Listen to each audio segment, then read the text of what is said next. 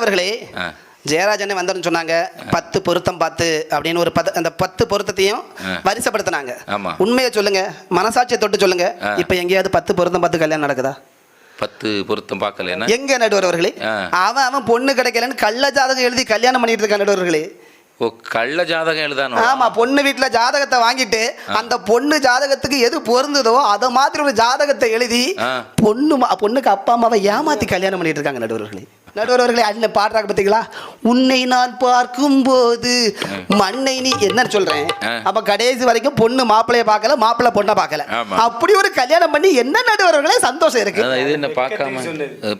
வெக்கப்படுங்க. அதான் பொண்ணு மாப்பிள்ளைய நேருக்கு நேர் பார்க்கணும் நடுவர்களே. பார்க்கணும். அது வெக்கமா இருந்தாலும் சரி, என்னவா இருந்தாலும் சரி. ஆமா, பார்க்கணுமே வேண்டாம். இதுல வேற அனுஜா என்ன வெளியூர்ல கல்யாணம் பண்ணி கொடுத்துருக்காங்க.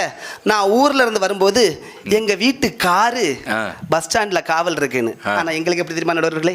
என் பொண்டாட்டி ஷாப்பிங் போனான்னு வைங்களேன், வீட்டுக்காரரு நானு எப்ப என் பொண்டாட்டி வருவான்னு காத்துட்டு இருப்பேன் நடுவர்களே. வீட்டு கார் பெருசா, இந்த வீட்டுக்காரர் பெருசா நடுவர்களே? வீட்டுக்காரர் தான் பெருசு. அதுல வேற வைரமுத்து அழகா சொல்லியிருப்பார் நடுவர்களே, காதலித்து பார், உன்னை சுற்றி ஒளிவட்டம் தோன்றும், உலகம் அர்த்தப்படும், கையெழுத்து அழகாகும், தபால்காரன் தெய்வமாவான். இந்த வைரமுத்து சொன்னது யாருக்கும் தெரியாதுன்னா 1997 பழனி பாரதி ஒரு பாட்டுல சொன்னார் நடுவர்களே. என்ன? ஒரு பட்டாம்பூச்சி நெஞ்சுக்குள்ளே சுற்றுகின்றதே, அது சுற்றி சுற்றி ஆசை நெஞ்சை தட்டுகின்றதே. ஒரு பட்டாம்பூச்சி நெஞ்சுக்குள்ளே சுற்றுகின்றதே, அது சுற்றி சுற்றி ஆசை நெஞ்சை தட்டுகின்றதே. காதல் சொல்ல வந்தேன் உன்னிடத்திலே, வார்த்தை ஒன்றும் இல்லை அட என்னிடத்திலே. அட காதல் இதுதானா, பூச்சூட பூ வேண்டுமா, பூவிங்கு நீதானம்மா, கல்யாண ஊர்கோலமா, அது எப்போதும் கோலாலமா. அஜித் விஜய் பாட்டு பாடாம அதுல வேற ஜெயராஜன் சொல்றாங்க, உங்க கல்யாணம் வந்து போலீஸ் ஸ்டேஷன்ல நடக்கும். ஆமா நடுவர்களே, நான் என்ன கேட்கிறேன், உங்க கல்யாணத்துக்கு ஒரு கூர்க்கா வருவாரா நடுவர்களே? வருவாரா? வர மாட்டாரு. ஒரு கான்ஸ்டபிள் வருவாரா? கான்ஸ்டபிள் வருவாரா? ஒரு ஏட்டையா வருவாரா? ஏட்டையா வருவாரா? ஒருத்தர் வர மாட்டாங்க. அங்க எங்க கல்யாணத்துக்கு எஸ்பி வருவாங்க, இன்ஸ்பெக்டர் வருவாங்க, தாலி எடுத்து கொடுப்பாங்க, ஜாம் ஜாம்னு கல்யாணம் நடந்துட்டு இருக்கு. அது ஏன் உங்களுக்கு எரியுதுன்னு கேட்கிறேன் நடுவர் அவர்களே. கல்யாணம் இதுல வேற அவங்க சொல்றாங்க, கல்யாணத்தை உண்மையிலேயே தமிழ்நாட்டு கல்ச்சர் படி மஞ்சத்தாலியில கட்டுறது நாங்க தான் நடுவர்களே. அங்க மஞ்சத்தாலி மஞ்ச கயிறுல கட்டுறோம். ஆனா இங்க எல்லாம் பாருங்க 11 பவுன்ல 1 கிராம் குறைஞ்சிட்டுன்னு வைங்களேன், அந்த வீட்டுல பிரச்சனை வருதா இல்லையா? இருக்கு. 101 பவுன் போடுவேன்னு சொல்லி 100 பவுன் போட்டுட்டா தாலி கட்ட மாட்டேன்னு மாப்பிள்ளை எழுப்பி போறது இருக்கா இல்லையா? இப்படி ஒரு கல்யாணம் எல்லாம் தேவையான ஊர்ல ஒரு பிள்ளை அந்த மஞ்ச கயிறு போதும், பெரிய கோடீஸ்வரர். ஆனா அதெல்லாம் வேண்டாம், எனக்கு இந்த மஞ்ச கயிறு போதும்னு போனா 7வது நாள் நைலான் கயிறுல தூங்கிட்டு கிடக்கு. ஆமா, ஆதாம் ஏவாள் காலத்துல அந்த காதல் இருக்கு. சிவாஜி கணேசன் வசந்த மாளிகையில காதல் இருக்கு நடுவர்களே. அந்த காதலிக்காக ஒரு மண்டபத்தை கெட்டி வச்சுட்டு ஒரு வசல பேசுவார்ல நடுவர்களே.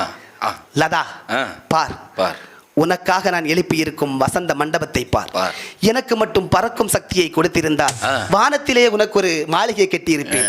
என்ன செய்வது, எனக்கு அந்த சக்தி இல்லையே அப்படின்னு சொல்லி ஒரு மண்டபத்தை காட்டினா சுத்தி சுத்தி கண்ணாடியா இருக்கு. தேர் போலே ஒரு பொன்னூஞ்சல், அதில் தேவதை போலே நீயாட, பூவாடை வரும் மேனியிலே உன் புன்னகை இதழ்கள் விளையாட, கார்காலம் என வீழ்ந்த கூந்தல் கன்னத்தின் மீதே கோலமிட, கைவளையும் மைவிழியும் கட்டி அணைத்து கவி பாட, மயக்கம் என்ன இந்த மௌனம் என்ன, மணி மாளிகை தான் கண்ணே, தயக்கம் என்ன இந்த தலனம் என்ன, அன்பு காணிக்கை தான் கண்ணே. அதுல இருக்கு நடுவர்களே காதல். நடுவர்களே, காதலி கிடைக்கலனா மருந்த குடிச்சிட்டு சாகணும்னு ஒரு நிலைமைக்கு போறாருனா அந்த காதல் சிறந்தது இல்லையா நடுவர்களே?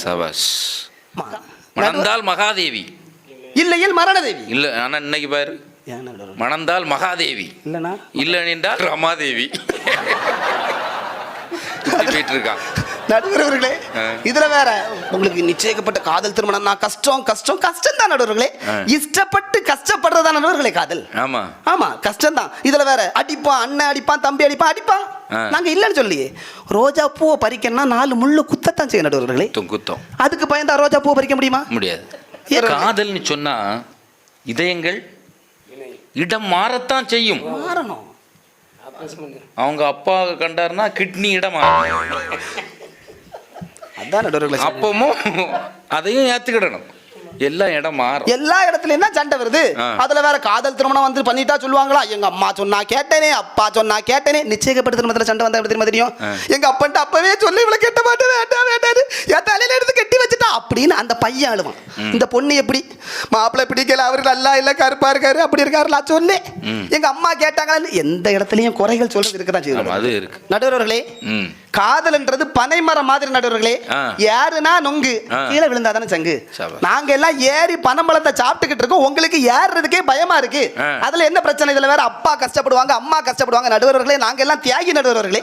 காதல் திருமணம் பண்ணக்கூடிய ஒவ்வொரு ஆண்களும் தியாகி. சின்ன வயசுல இருந்தே நாங்க பிறந்ததுல இருந்து எங்க அப்பா எங்களை படிக்க வைக்கிறதுக்கு, வேலைக்கு சேர்க்கறதுக்கு, கம்பெனிக்கு அங்கெல்லாம் சம்பளம் கொடுத்து எடுத்து ஒவ்வொரு வேலையில நாங்க ஏறி போறது வரைக்கும் எங்க அப்பா ரத்த கண்ணீர் வடிக்கிறாங்க நடுவர்களே. அப்ப எங்க அப்பாவுக்கு இளம வயல இருந்தாங்க, சின்ன வயசு, எங்க கூட ஓட முடிஞ்சது. இப்ப எங்களுக்கு பொண்ணு தேடுறதுக்கு மனுஷனுக்கு சக்தி இல்ல, உடம்புல பாவம். இனி பொண்ணு தேடி அந்த மனுஷன் கஷ்டப்படக்கூடாதுன்னு குடும்ப பாரத்தை எங்க நெஞ்சில சுமந்து அவருக்கு ஒரு நல்ல மருமகளை தேடி கொடுக்கிற எங்களுக்கு நீங்க கொடுக்கிற பேர் ஓடு காலியா நடுவர்களே. இவர் ஓடி போறது தப்பா நடுவர்களே? இது ஓடி போறது தப்பு கிடையாது. தப்பு கிடையாது நடுவர்களே. ஆனா நீ காம்பவுண்ட் ஏத்தி சாடியில் போனா பத்தியா இல்ல, அதுவும் அன்னைக்கு கட்டின காம்பவுண்ட் இல்ல. அவன் காம்பவுண்ட் நடுவர்களே முந்திர நாள்ல போனே நடுவர்களே, காம்பவுண்ட் இல்ல.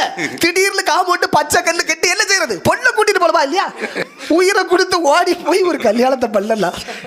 நான் ஒருத்தன் இப்படி தான் சொன்னேன், இப்படி ஓடி போயிருக்கிய காமௌண்ட் இட்டி ஆடி ஓடி இருக்கா, அந்த காமௌண்ட் விழுந்து கிடக்கு, அந்த பிள்ளைக்கு அப்பாவுக்கு 10,000 ரூபா அதில் செலவு பண்ணேன். அது கேட்டு பூட்டி கிடந்து பார்த்துக்கிடுங்க. இன்னைக்கு இவன் போராடிட்டு கேட்டு திறந்து இல்ல, கேட்ட பூட்டில் சாவியாவது வெளியே வச்சுட்டு போட்டாங்க நடுவர்களே. பாவம் என்ன செய்வான்? ஓடி போறது தப்பா நடுவர்களே. குயில்னா ஆடணும், மயில்னா பாடணும், லவ்வர்ஸ்னா ஓடணும், பெத்தவங்கன்னா தேடணும் நடுவர்களே. காதலை என்னைக்கு நீங்க குறையா சொல்லாதீங்க நடுவர்களே. இன்னைக்கு வரைக்கும் இந்த நிச்சயிக்கப்பட்ட திருமணத்துல பாதிக்கு மேல ஒண்ணுலே பொண்ணு வீட்டுக்காரங்க மாப்பிள்ளை வீட்டுலக்காரங்களை ஏமாத்துறாங்க. இல்லைன்னா மாப்பிள்ளை வீட்டுக்காரங்க பொண்ணு வீட்டுக்காரங்களை ஏமாத்துறாங்க. 1000 பொய் சொல்லி 1000 பேர்கிட்ட பொய் சொல்லி ஒரு கல்யாணத்தை பண்ணலாம் சொல்லுவாங்க. ஆனா இப்போ 1000, 2000, 3000 பொய் சொல்லி தான் ஒரு திருமணம் நடந்துகிட்டு இருக்குன்னா அந்த திருமணம் எங்க நடுவர்களே நல்லா இருக்கும்? கல்யாண வீட்டுல சொன்ன மாதிரி நிறைய நடக்கிறது, நிறைய பிரச்சனைகள் தான் நடக்குது. மேலக்காரன் மேல அடிக்கிறது கூட எதுக்காக தெரியுமா? மேலக்காரன் வச்சிருக்கான். இவங்க மாறி மாறி புரணி பேசுறது வெளியே கேட்க கூடாதுன்ற ஒரு காரணம் தான் மேலத்தை வச்சு நடத்திருக்காங்க நடுவர்களே. ஆனா எங்க காதல் அப்படி கிடையாது நடுவர்களே. வாழ்ந்தால் உனக்காக வாழ்வேன், வீழும் போது உன்னை சேதப்படுத்தாமல் வீழ்வேன் நடுவர்களே. நான் வாழும் போது எனக்கு என்ன பர்சனலி கூட இருந்தேன்னு வைங்களேன், நான் சந்தோஷமா இருப்பேன். இல்லையா, நீ இல்லாட்டா நீ சந்தோஷமா இரு நடுவர்களே. நீயாவது நல்லா இருந்து அவளோட நினைப்பிலேயே வாழ்ற நடுவர்களே காதல். இதனால எந்த வகையில் பார்த்தாலும் நடுவர்களே திருமணம்ன்றது நீங்க சொன்னீங்க மற்றவங்களுக்காக நடுவர்களே, தனக்கு போகத்தான் தானமும் தர்மமும்.